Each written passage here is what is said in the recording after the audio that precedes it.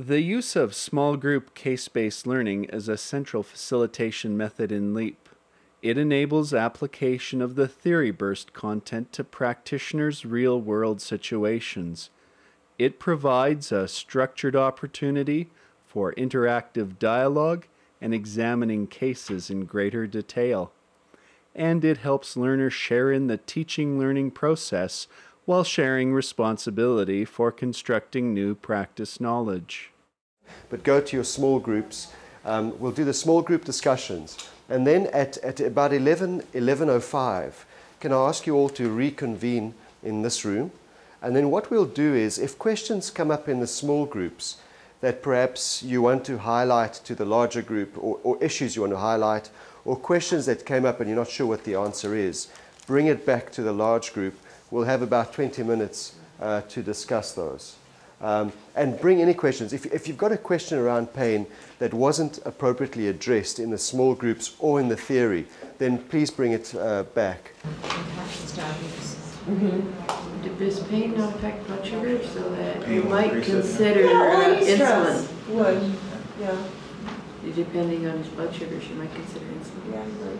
Yeah, sometimes you get these type 2 Is he eating as well? diabetics come in, his sugars are really high, and they're supposedly controlled or whatever. But I mean, it's individualistic, but I mean, the patients I've seen who are type 2, their blood sugars usually hover with, between 9 and 12, and we don't usually give them insulin. Yeah. Just, monitor them.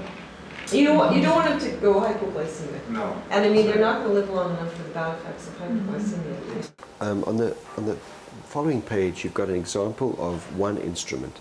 Now, there are many different types of instruments, and what we need to find out is which instrument is being used in this region, because I know there is a tool that's being used here.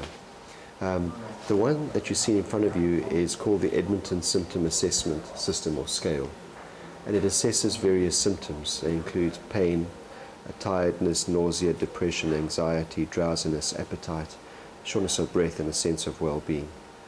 And it's a numerical scales from 0 to 10.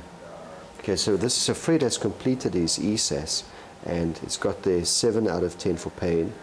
Tiredness, so that seems to be going up, right? 4 out of 10.